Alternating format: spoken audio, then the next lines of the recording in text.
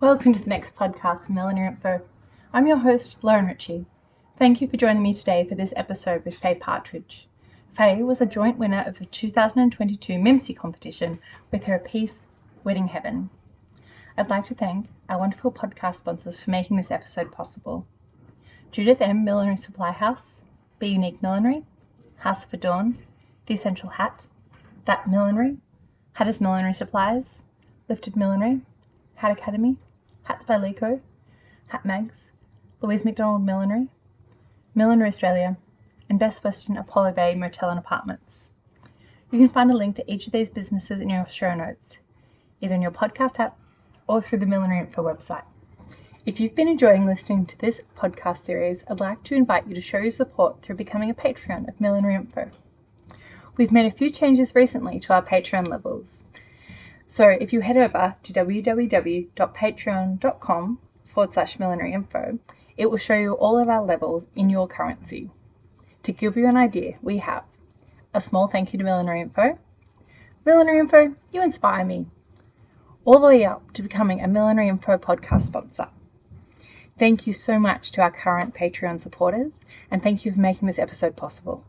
I hope you enjoyed this episode with Faye.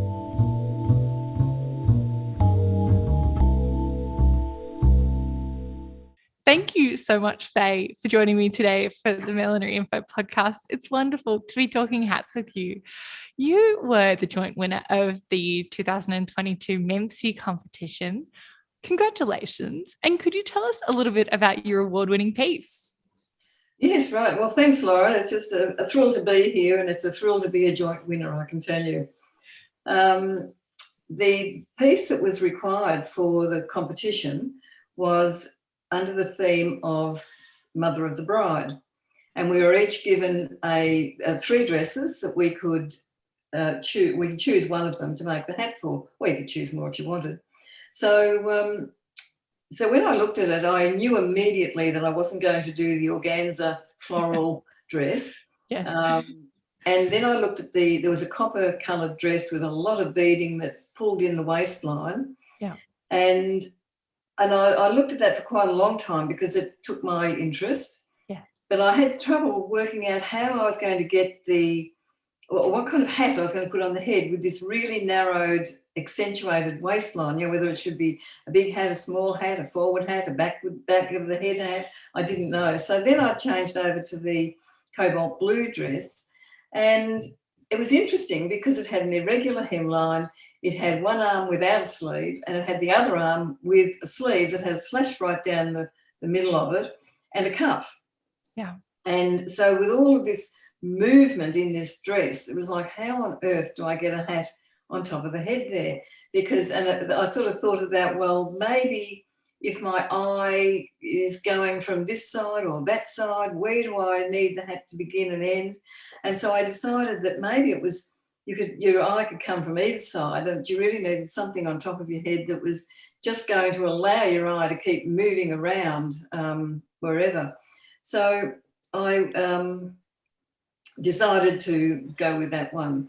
And then, of course, the colour's the problem, because I'm not very good at colour, and I don't dye, or I don't feel confident about dyeing, and I don't do dyeing really. So I looked in my stash of things, and luckily I had a couple of blocks that came together. So one of them, the base of it was sort of a little, it's in a sort of a triangular shape. And then I also had this other block that is, you sort of can use it as part of a headband, I suppose. And it just sort of comes in and out. It's got a lovely curve to it, just this like a water slide or something, you're going up and down it. And when I got them out, I sort of discovered that the curve on what I call the wings was matching the curve on the base. Oh, what a which was really pretty good. So I thought, okay, that's it. I'm going with that. And I like the wings curve kind of thing, because I'd used that previously, and it just seems to work for me. So I then had to look in the cupboard to see what I had, and I knew that I couldn't match the dress colour. So thankfully I had some beautiful aqua cinema from Lindsay's place, Millinery Hub, that I had in my cupboard. So out it came. And when I went to try and match a trim with the colour, there was some beautiful Paglina braid from Hatter's Millinery Supplies in Sydney. So it was like, oh my gosh, this is really terrific. So, and I also had some silk threads that I'd learned about with Waltraud Reiner, and she was into textiles, and with these silk threads, and I haven't used them for years and years and years.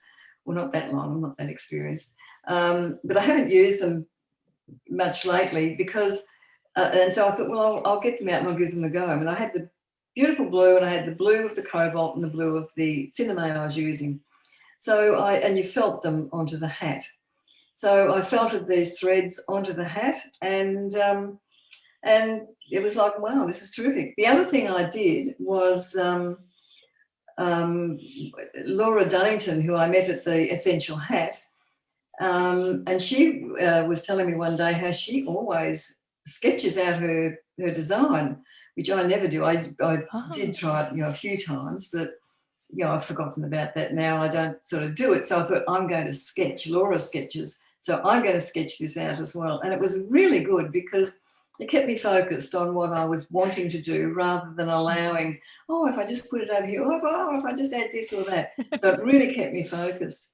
And like everything just came out of the cupboard beautifully, and making the hat just came together perfectly. I was really worried because I hadn't made a hat since MIMC 2021 because of the pandemic. And this was the first hat I'd made in almost 2 years. So I was worried that my skills I might have forgotten something, or my skills might be a bit rusty or that kind of thing. But it just came together. It was just, such a joy because I was worried about not being able to, to do what was required. So, so it just came together beautifully, and I was really pleased with it. I didn't really think it'd do as well as it did, but I knew that it was an interesting piece, and I just felt really thrilled with it because it had just happened so easily, which was the last thing I was expecting after a period of lockdown and nothing happening. Yeah. How long before the competition closed had you started this process? Well, the day before. No. I had thought about it for quite some time because I'd done that juggling between, which one will I pick? But it was about, it would have been about 8 days beforehand. And it was like, okay, I'm just going to go for it.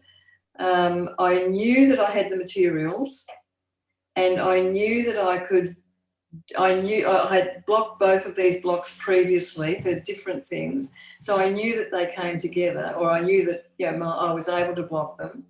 There weren't any little hidden glitches or anything like that in it. Yeah. And so I just went for it, and I just moved everything out of the way and just went for it. And it took me, I think it took me around about 6 or 7 days to get it there. So it was about a week of toing and froing, and but it just came together. It was like there wasn't, for me normally there's things I've got to unpick and redo and put it over here or do that, but it was just a simple 3 pieces of fabric, or three structures, the base and these 2 wings, and that was it. So it wasn't sort of a whole lot of things at all, and it was the wings were the trim almost, and I'd already felted the silk threads onto it, so there was, I knew what I was going to do with those. So it wasn't like, it needs an extra flower or it needs an extra feather. It was, this is it. This is how plain it is. I knew it had to be plain, nothing extra to add to it, to not detract from the dress. The dress had to have its own status as well. So so it took that long, but and I wasn't necessarily, I'm a bit of a deadliner anyway, But I wasn't worried about it because I just felt that it would come together. And as soon as I touched it, it just happened. It was like the first time in my life, really. Oh, wow. And Yeah. how did you feel when you saw it? Because all the pieces were photographed with the dresses that they were made for. How did you feel when you saw the two paired together? Oh, I couldn't believe it. It was like, oh my gosh, this is so lovely. There were some hats that I thought would, do a lot better than mine. Yeah. And particularly in that blue dress section. But I still liked it. It achieved what I was wanting to achieve with it. That sort of swirl of just that swirl you get when you look at it. Yeah. But yeah, there were some other hats, so I thought, my gosh, the competition's stiff here. So That's great. And you mentioned in there you learnt from Waltraud. Could you tell us a bit, how did you first become involved in millinery? Oh, look, I'd lived a life. I'd lived my whole life, and I was getting up to retirement, and I knew that I didn't want to just retire and that was it. I wanted to do something that was a bit different. So I went through this enormously big it was enormously big for me, thinking about, what can I do? What can I do? What can I do? And it was this complicated thing like, oh, maybe I could get into computers. I don't know anything about them. And then it was like, oh, if anyone saw an old woman coming along saying she's good at computers, they'd say, oh, no, never. So it was this big, long thing. And because I learned to sew when I was young, and I am a domestic sewer, nothing flash. I can sew a skirt, I can sew a dress, I can sew a shirt. And I've done embroidery and I've done tapestry and those kind of things. I thought, well, maybe I can do something with that. And then I just, as I was thinking and looking and all of that kind of thing, I thought, oh, maybe millinery is what I can be doing. It sounded creative and different. So, and I didn't have any major plans about, I didn't have a major plan, let me set up a business from this. But there was that little idea that, maybe if I make some hats, I could sell them. And, that could be good. But no idea of how I was going to do all of that. So when I sort of thought, oh, well, millinery, I'll give that a go. And this was probably about 5 or 6 years before I was ready to retire. And so I went along to Louise Macdonald to do a course. And I looked up and I thought, well, I need to do a course just to know whether I'm going to like it or not. I don't want to go and enroll in a big course if I don't like it. So I looked up the internet, and the first site to come up was Louise Macdonald. And she's got a lovely site. I thought, oh my, this looks really lovely. This is, she's so well organised, all of that kind of thing. And so I booked in to do a weekend course for beginners. Now, I now think that with that beginner thing, maybe you would have needed to have made one hat before you went there. I'd made none. And so I went along absolutely clueless. And anyway, I spent the weekend there and we got a hat out of it. But I mean, things like, Louise said, oh no, just go into the room and pick out the block you'd like, the shape you'd like. And I'm like, oh my gosh, this is all new to me. What's going on here? So at the end of the 2 days, Louise was really lovely, and she came out and she said to me, she said, I've got some veiling the same colour as the cinema. She said, maybe if we put a little bit of veiling just here and just there and I thought, oh, how kind she is. In fact, I think we're just coming over a few of the mistakes that I was making. So I enjoyed it. And I thought, okay, I can give this a go. So from that, I applied for and enrolled in Kangan Institute, and I did up to Certificate 4. So, and that took me quite a few years. It took me about 4 years to do that, going there in the evening. But in the first year, my teacher was Waltraud Reiner. And what I did was I took some long service leave at 2 days a week, so I could spend the first year of the course doing it more quickly than otherwise. And that was probably the best thing I could have done, because it gave me the continuity of what I was learning and things like that. And so Waltraud was, she had so much knowledge. It was wonderful. She just knew absolutely everything. But she would often bring in textiles because she loved the textiles. And yeah, she would find textiles wherever Waltraud would find them. I mean, she was buying and supplying to the milliners. And so one day she just brought in these silk threads, and they interested me. She showed us what to do with them, and so I've got some silk threads in my room at the moment because I haven't used them all, and you can't, it's like a little fashion thing that comes in. You can use them, and then they become, everyone's seen them, so then you've got to use something different. But Waltraud was. She had so much knowledge, and she was so valuable to my learning anyway. I remember many things that Waltraud taught me.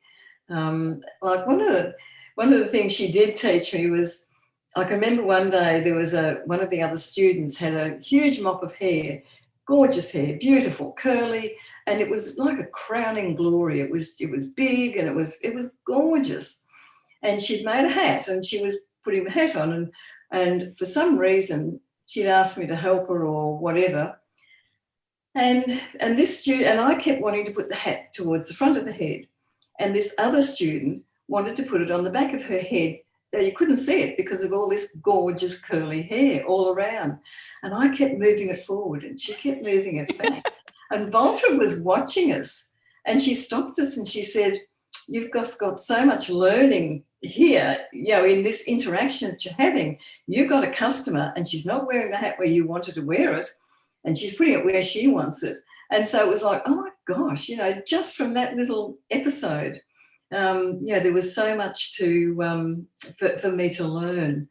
And I mean, there was everything, all kinds of things. I mean, one of the things that Waltraud told us as the class, she said, never watch the customer's eyes or face when you're putting the hat on. She said, watch where their hand goes, because that's the place that they least like on that hat. She said, and it's like, oh my gosh. And when I was doing some experience at the Essential Hat, not that I ever served any customers, but I would watch from the back room, and I would watch and see if someone put their hand to their hat and where it was. And often, most times, that was where they didn't, the little bit that they didn't like, and they'd take it off. Oh, I thought it would have more feathers there, or something like that. So it was interesting, and Waltraud was just full of so much knowledge and so much experience that she was happy just to give over. So it was, that was really good. Amazing. And how did you become involved with the Essential Hat? Oh, I went and did a course with Catherine Allen, but Essential Hat had advertised it, and it was about how to handle ginseng. Now, I was hopeless at ginseng. It would just all go everywhere, and I have these great big long pieces of material that was just falling apart. I just couldn't get it to stay in one piece. So she advertised a course, and I went to it. And from that, and because by this stage I had retired, and I didn't have any real contact with people or with other milliners, and I felt that what I had learned I was falling behind in, because I just wasn't getting the exposure that I thought I needed. Catherine had said that if we wanted to, we could come in and sit in the workshop and do our own things, and that someone would be available to help out if need be. And so, of course, you didn't have to tell me that twice. So, I was over there got my foot firmly planted in the workroom, and I spent before the pandemic, I think I spent about 3 years going over once a week, and it was just invaluable. The things that like I had no idea about the customers. The customers that would come in and their requirements and the interactions. the ability, the knowledge of all the people that were working in that workroom, of those staff that were on the floor with the customers. It was like, it was a whole new world to me. It really was, and it was just invaluable. It was such a good experience.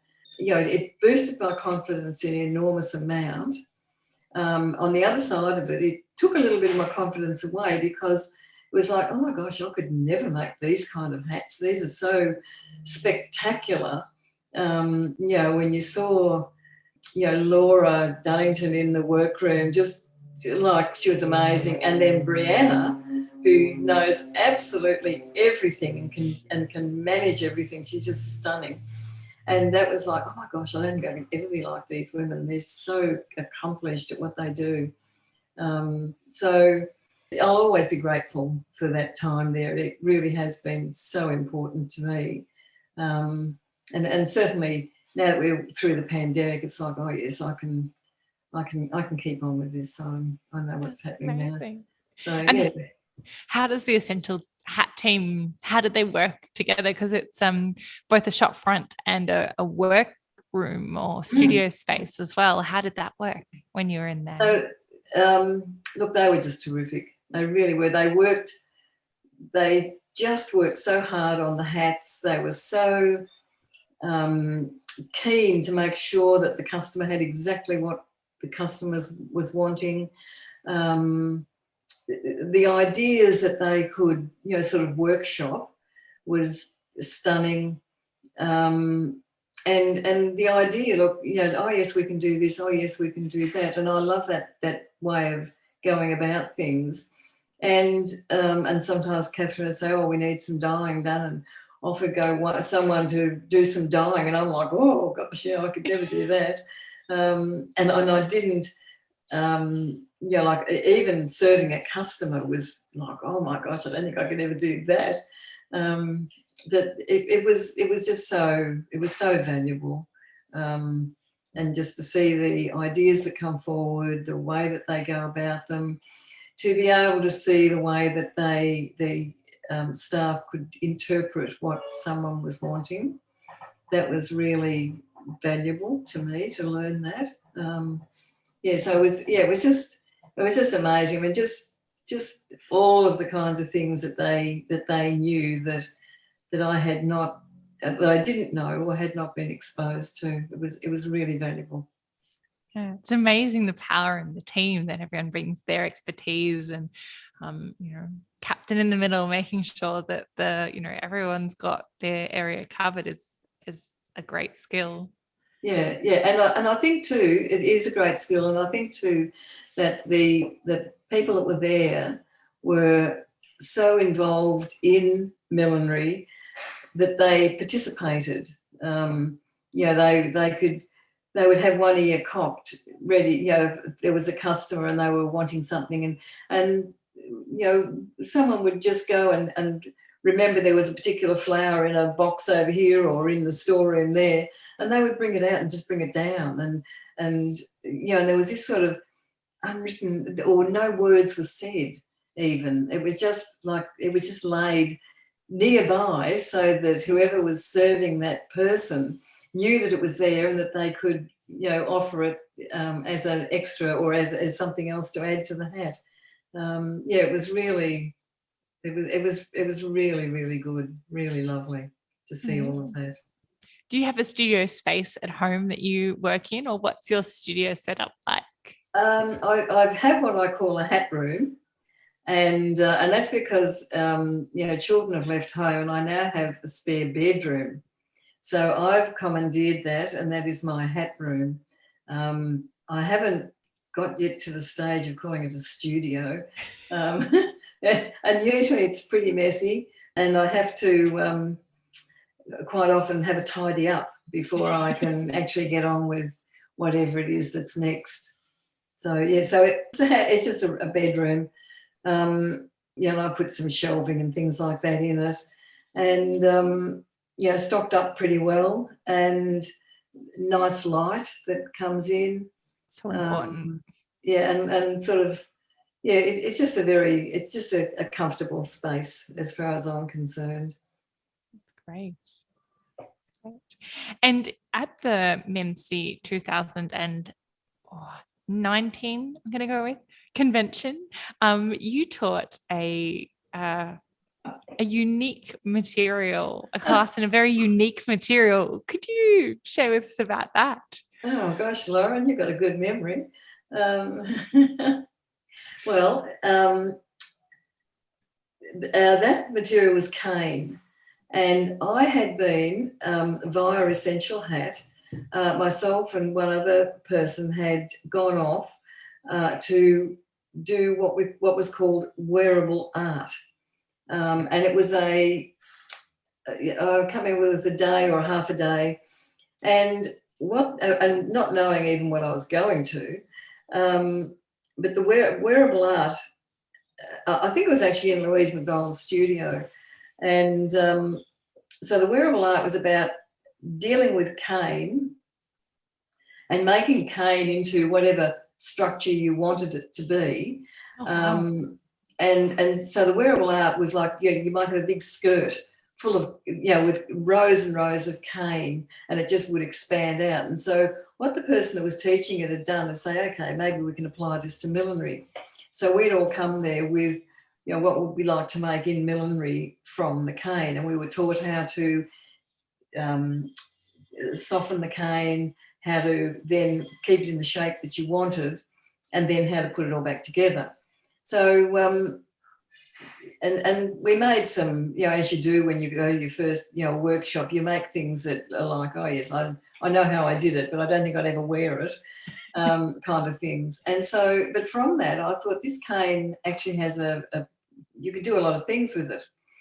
And so I have done a few things with it. Like I did a boater, and instead of the brim of the boater being a material, yes, I just used cane. So I had the outer circle was cane, and then I put a whole lot of swirls on it to, just for the brim. So the brim you could see straight through, but I painted it all and that kind of thing. You can do it with a saucer shape, and you can just take the shapes of that and make them bigger or smaller. And I just felt, well, normally what we were taught was to paint the cane, but I felt if you put a braid around it, then that would make it look better, which it does. So, so having done all of this, Catherine Allen then said, oh, well, we're having a convention. Why don't you teach this? So, so that was how it all came about.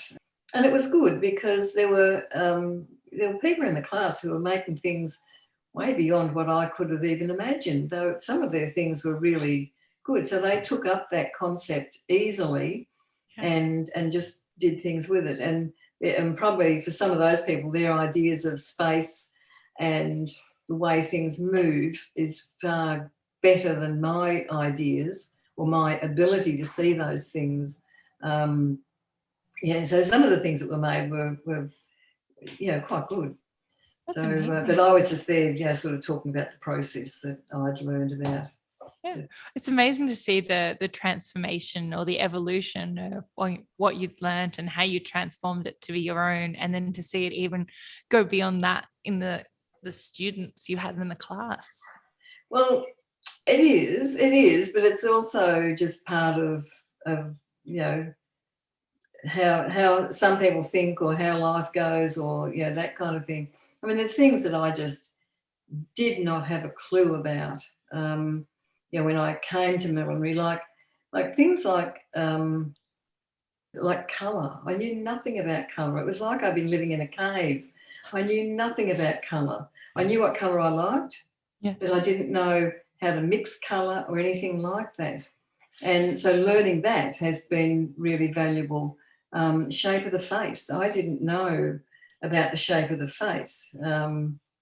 I had to learn that kind of thing, and I just didn't know. I'd heard about it, but I hadn't ever gone for it. And I think like with colour and with shape of the face, because I'd worked in healthcare beforehand, before I retired, it was like we never used a word like crimson or whatever. So if you said, let's take jaundice.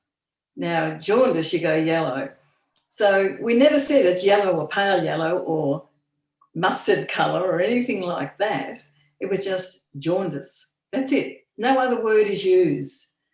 And so if you had a lot of jaundice, you might say jaundice plus plus, meaning very yellow, but you never use the colour.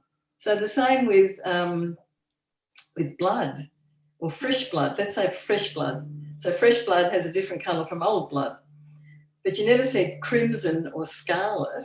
It was just fresh blood. Never any other word. So I never knew about colour because we had different words to describe colour. So that kind of thing. And the same with the shape of the face. Like we never ever looked at the shape of a face because that might be a judgment call. If you didn't like it or if you didn't think the hairstyle matched with the shape of the face, that's a judgment call.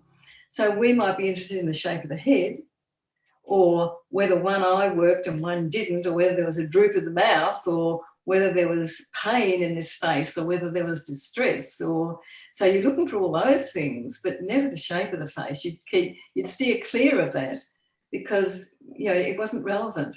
So for me, when I came into millinery, it was like, oh my gosh, where have I been all my life? All these things that I just don't know. And even now, people will say, oh, that colour's got too much pink in it or too much yellow in it. And I'm like, whoa, all I can see is, the colour. I can't see what made it. So there's a whole lot of things like that I still don't know sufficient about. But we're getting there. That's so interesting. So your background in sewing and textiles must provide, some influence or some skills for you for millinery. But did you bring any of those other healthcare experiences? Has that played a role in your millinery career in some way, and the skills you had there?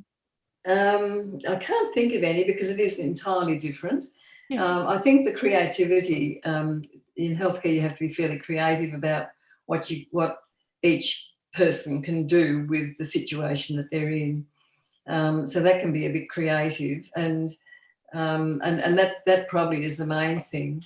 But even with the textiles, as a home sewer, I didn't really know or appreciate the different fabrics and things like that. And I can remember saying to Louise Macdonald, as I was trying to stretch the cinema over the block, because I'd been taught each stitch had to be hidden, that you treated the material gently and carefully, and here I am stretching it over the block, and I said to Louise, I said, oh my gosh, I said, this is really brutal, and that's how I sort of saw it, as a really brutal thing, when in fact I was trying to make something so light and just that would just descend onto the head and sit there miraculously. And it was such a contrast for me that this really tough process of dealing with the fabric or the materials was just in contrast to your whatever you want at the end of it. It was so for me that was a really big thing. Like, gosh, this is so brutal. So so it was. So those kind of things were quite different, but I really didn't. I always knew what I liked, what colour I liked, what fabric I liked, but that was it. I didn't sort of go any further because I was just home sewing for myself or a member of the family or something like that. It wasn't in order to inform anyone about anything. I knew the names of materials, like satin and linen and those kind of things, but I didn't even know about warp and weft. They were all absolutely new things that I needed to learn, and so it was a really, really big learning curve for me. Just so much that I didn't know. Amazing. And what's a project you're working on in your millinery space at the moment, or that's upcoming for you? Well, at the moment, I'm thinking I better get back to some of those cane projects that are half done. But the thing I'm dealing with at the moment is I'm fiddling about with some braid. And I want to be able to braid a hat. I can't do that. I don't know how to do it. And so I'm sort of thinking, oh, maybe I need to go and do a workshop to find out about that. But yeah, I'd like to be able to use a block and use braid to achieve something. You see some of those gorgeous little straw berets and think, oh gosh, how did they do that? So that's what I'm looking at the moment, but also just wanting to. And the other thing I've got to do is deal with my technology, because I'm absolutely useless at that. And I want to get my website up.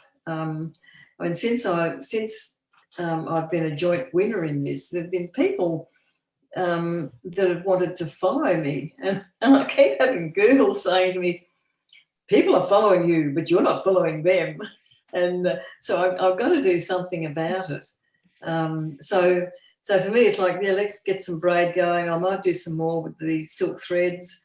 I've got to get my website, and I've got to get Instagram up and going, because I do want to be more active in what I'm doing in millinery, and I do want to be selling some hats here and there, and just being more involved really is where I'm at. I think being a joint winner has just given me a really big surge, because I don't consider myself experienced, and it's about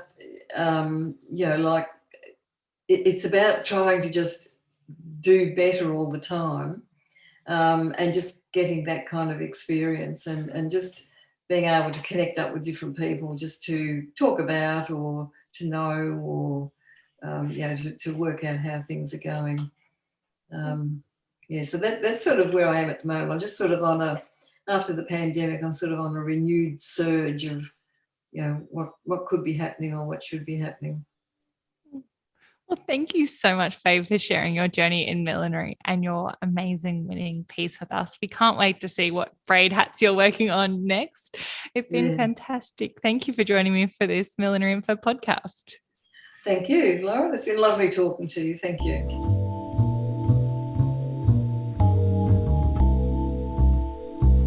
Thank you so much for listening to this episode of Millinery.Info with Faye. Thank you to our wonderful podcast sponsors for their support of this episode: Judith M. Millinery Supply House, The Essential Hat, Hat Magazine, Best Western Apollo Bay Motel and Apartments, Louise Macdonald Milliner, House of Adorn, Hatters Millinery Supplies, Lifted Millinery, Be Unique Millinery, Hats by Lico, Hat Mags, That Millinery, and Millinery Australia. You can find a link to each of these businesses in our show notes. That's either in your podcast app or through our website. If you've been enjoying listening to this podcast series, I'd like to invite you to show your support through becoming a Patreon of Millinery.Info. We've made some changes recently to our levels.